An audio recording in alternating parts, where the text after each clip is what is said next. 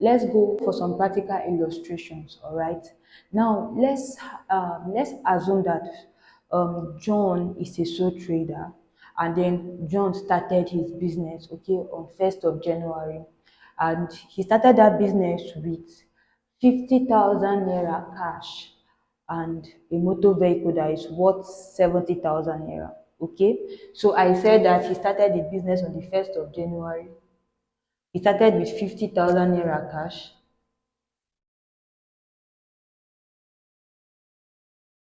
and then motor vehicle. I'm going to use MV for motor vehicle, okay? A motor vehicle that is worth 70,000 naira. All right? So I may not be writing everything down because of space. So this is it. So Mr. John started business on the 1st of January with this 50,000 naira cash and then a motor vehicle that is worth 70,000 naira. Now let us see how we can bring out the ledger following the double entry system. Okay, like I said, you just need to identify the classes of account that are involved and then apply the principles. All right, now let's talk about the classes of account, starting from the terminologies. The first thing I said was Mr. John started business. Now whenever you hear something like started business, okay, whatever they use in starting this business, whatever was used in starting up a business is what we refer to as capital. Okay, in accounting, whatever we use in starting up a business is referred to as capital, and then any other additional investment is also referred to as what? Capital. Like I said before, capital is not just money. Okay, it's not just the money used in starting the business. If a person use a house to start a business, the value of that house stands as capital. If a person uses a land to start up a business, the value of the land is capital altogether. So in this case, John started his business with 50,000 naira cash and then a motor vehicle that is worth 70,000 naira. So these are two transactions that are merged in one. Okay, so I'm going to separate it, then we'll take it one after the other. Now the first one is that he started his business with 50,000 naira cash. 50,000 naira cash, you can cash is involved, and then we have started business, which is terminology to refer to what? Capital. So this is it. We're going to have two accounts for our double entry. We have capital account, okay, and then we're going to be having cash account. So let's see how the double entry system works. Okay, I'm using my T format. Now, capital account, this is my debit side, this is my credit side.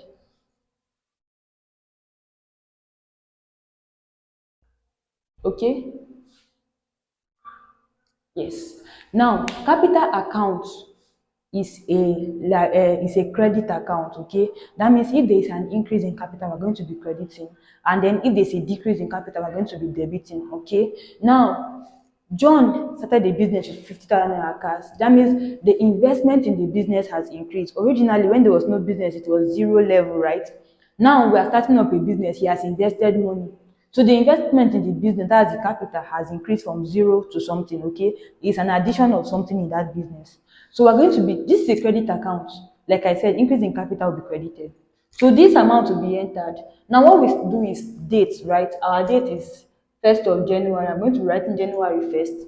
Now for description, we use the other account. Okay, for description, we are trying to call the other account where we can find this particular transaction. Are we together? We are calling the other account because, like I said, we are doing double entry. So we have identified that for January 1st, John started business with cash. Started business refers to capital, and then cash is an account of his own. Okay, so when we want to do the double entry in the capital account, you are calling the other account that you can find this particular transaction, which is the cash account. When we get to the cash account, we'll be calling the other account we can find this transaction, which is the capital account. So you see the double entry principle. The description will be calling the other account. Each of them will be calling the other person. That is the other account you can find this particular transaction. So in your capital account, the other account you can find is in what? Cash account. Okay? And then the amount remains what? 50,000 naira. Now double entry. Capital, like I said, is a credit item. Now when we come to cash accounts, cash is under what class? Cash is under the assets. And I said that assets and expenditures are debit items. Okay, that means increase in assets will be debited and cash is an asset, right? So as cash is increasing because John has introduced this money, his investment has increased, but this investment came in form of cash. So the money in the business has also increased. Okay. Now there's an increase in assets, which is cash. Now we're going to have to debit because this is an asset account, it's a debit account. Increase will be debited. So this is it. The same date, January 1st. The other account, now we are in cash account. The other account you can find this particular transaction is in your capital account.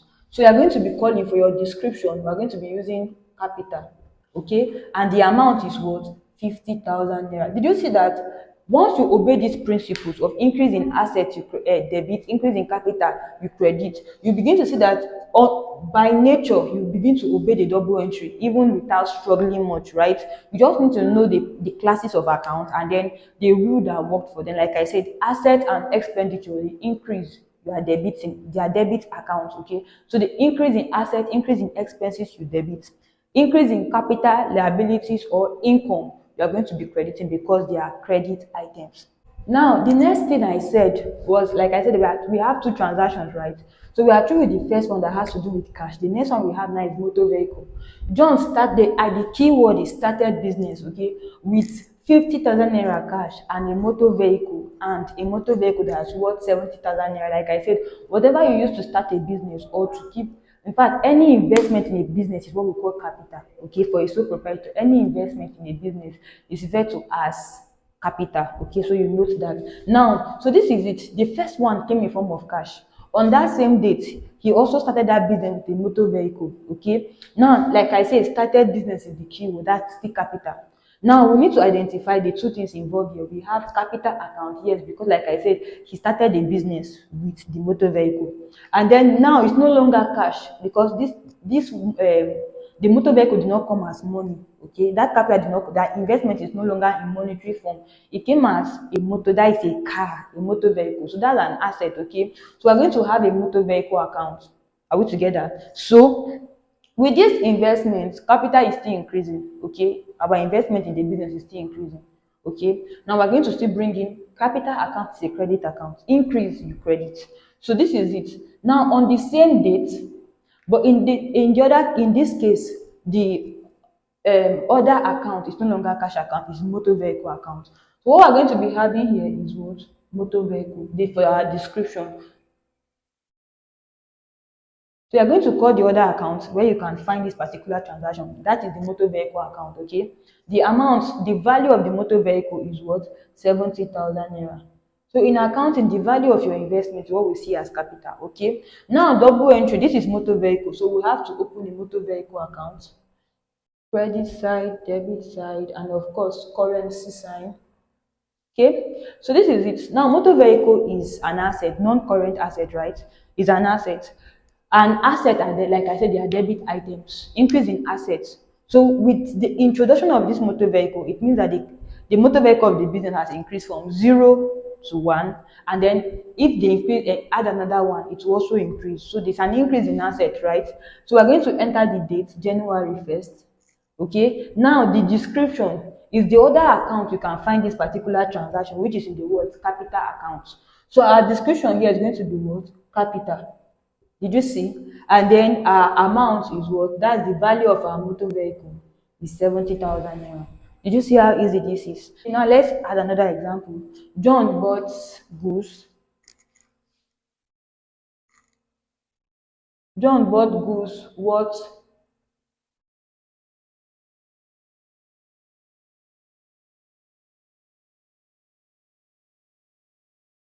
John bought goods worth 15,000 naira on credit. Okay, we are through with this keyword, so I can erase this. Now we are on the second, onto the second item. No, let me bring in the date that on January 3rd, okay, John bought goods worth 15,000 naira on credit.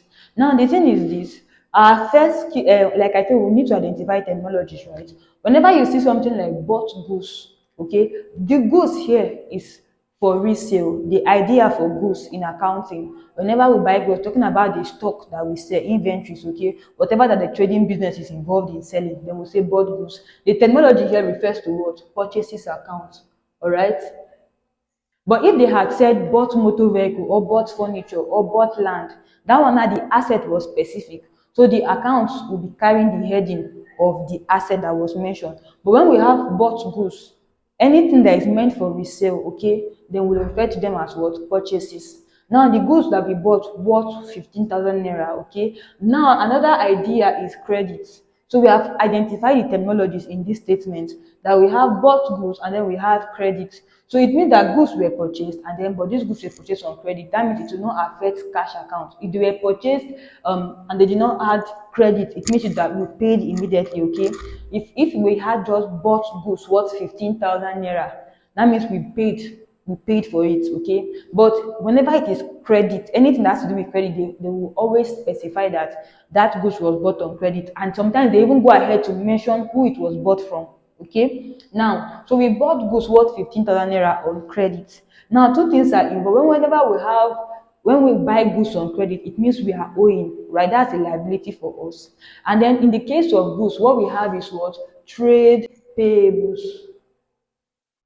Okay, what we have is trade payables. Whenever we buy goods on credit, that means we are debtors. Okay, there are people that we are supposed to, that means we are the debtors. There are people that we are owing that we are supposed to pay. Those people are called our creditors. Okay, so the account to open for them is either creditors account or trade payables accounts. Any of them is correct. Okay, but I think the current one we use now is trade payables. Okay, so we have trade payables accounts and then we have purchases account. We have identified the two terms. Now there's no account here that has to do with purchase or trade payables, so we have to open account for purchases first.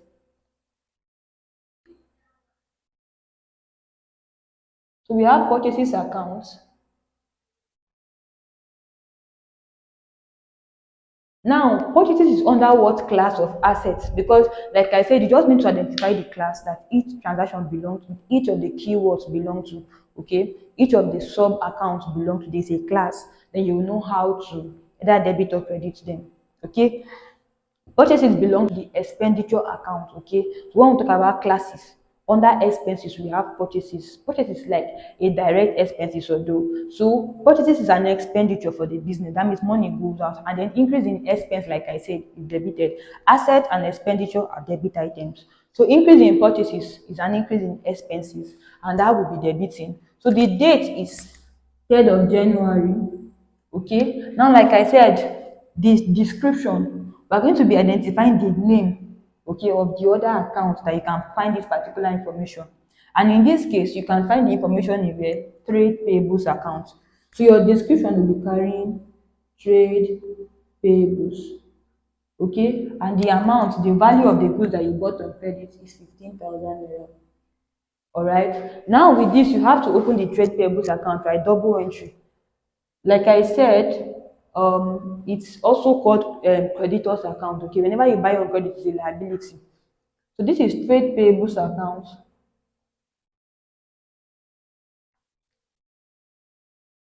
Okay, now trade payables account. Now, like I said, the class that this one belongs to is no longer an asset or an expenditure. Trade payables now refer to what? Liability. So the business is owing people, is owing its supplier or whoever it bought from on credit. So the business is owing somebody, that's a liability, okay? The claim of outsider on the business, like I said, whatever the business is owing an outsider is a liability for the business, okay? Now, increase in liability, and I said liability, capital, and revenue, that's income, are credit items. So increase in liability will be credited, okay? So by nature, you come and credit your trade payables account. Starting with your date, this is January 3rd. Description, the other accounts that you can find this particular transaction is in your purchases account. So you are going to be calling what? Purchases. And your purchases is worth how much? 15,000 naira. Now, let's take the last example, okay? Because of space, right? I would love to go on and on. And of course, you can do that in your personal practice time. Now, let's say goods were sold. Okay, goods were sold. I would love to use sold on credit as well. Okay, I want to use sold on credit because, like I said, whenever we have something on credit, it means there's no cash immediate receipt. Now, before I bring that, let's assume that we were able to buy goods, purchase goods now, and then this is on credit, right? Let's now assume that we also purchase goods and then it was not on credit. That means we purchased goods and we paid for it immediately. So we will have something like bought goods worth 10,000 naira. In this case, like I said, whenever it's not on credit, you can see it naked. Okay, bought goods worth 10,000 naira. That's just it. That's on the same January 3rd, let's assume. Now, because there's no longer on credit attached to this, that means you paid immediately, right? And then whenever you pay immediately, at least your cash, whenever you pay for something, money goes out. Cash could either be in hand or at bank. Now, why am I using cash? Because in this case, the only account we have opened on the board is our cash account, okay? So it means this is a one column card. We only have the cash account in this particular illustration, okay? So we bought goods worth 10,000 naira. How do we treat that? Like I said, this means it's not on credit. Bought goods is still a keyword that indicates purchases. So you still come to your purchases account and then enter your transaction. This case, the description is no longer trade payable because, like I said, it was not on credit. That means you've paid. So you have your cash account, right? You have your cash account, or you can just write cash. So let's save space. You can just write cash. Now, bought goods worth 10,000 naira. So in this case, the value of the goods we bought is 10,000 naira. Did you see? Cash. Increase in expenditure. Okay, purchases is still an expenditure account. So once you are buying this, whether on credit or for cash, your expenses is increasing. Okay, so this is it. We have entered in same date, right? Now double entry. So you go to your cash account. When you buy goods, you are paying money, and that means money is going out. So it means whatever you have, there's a decrease. And cash is an asset account, right? Decrease in assets, you credit. So let's go to the cash account now. There's a decrease in asset. Cash is an asset, right? Decrease, you credit. So this is it. The date is January 3rd. Description, the other account you can find this particular transaction is in your what? Purchases account. So my description is going to be what? Purchases. And then the value of what we purchased is what? 10,000 naira. Because like I said, in this particular case, it was not on credit. Now let's go with the last example where we sold goods on credit. Okay, sold goods. Let's sell goods on credit. All right. Now let's assume again that in the course of the business, we sold goods what? Okay, we sold goods on January 5th.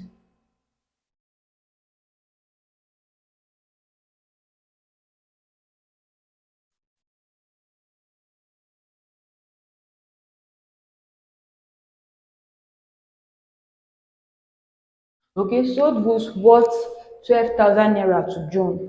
Now, like I said, some account they can go ahead to mention the name of the person that we transacted with. Okay, so this is it. So once you see this, sold goods worth 10,000, 12,000 naira, sold goods worth 12,000 naira to John or to anybody's name.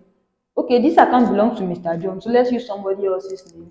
Let's use Raymond. Okay, so sold goods worth 12,000 naira to Raymond. Okay, so at least different name for better understanding. Now, sold goods worth 12,000 naira to Raymond. Like I said, sometimes account can go ahead to mention the name of the person that they are transacting with. Okay, so in that case, you can either open the person's account or that's a Raymond's account, or you can still use your trade receivables. In this case, trade receivables. Okay, so this is it. Now sold goods, like I said, bought goods, the that phrase represent purchases. Now sold goods is another terminology to represent what? Sales. So you have gotten one terminology which is sales, and then the other name is here Raymond. Raymond is the person that we sold goods to. Raymond, that means Raymond is owing us. Raymond is our debtor. Okay, Raymond is our debtor, or we can say that has trade receivables. Trade receivables. Okay, or you can call him the debtors account. Now you can either open a trade receivable account, or since his name has been given to us directly, you can actually open an account for Raymond. Okay, you can actually open an account for Raymond. So the first one we're opening is our what? Sales account. So let me have a sales account.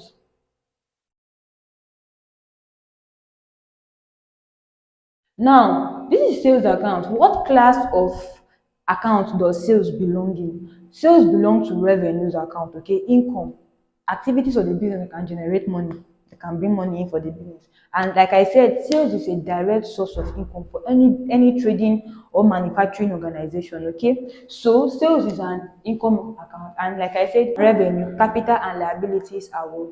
credit items. So it means that increase in revenue, increase in capital, increase in liabilities, you are going to be crediting.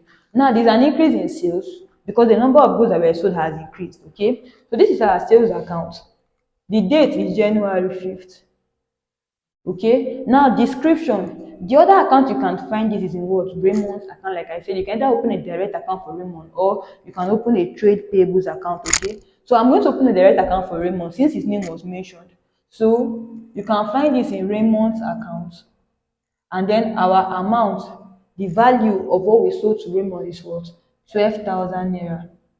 This double entry means we have to open a Raymond's account, okay, which is the last thing we are going to be doing.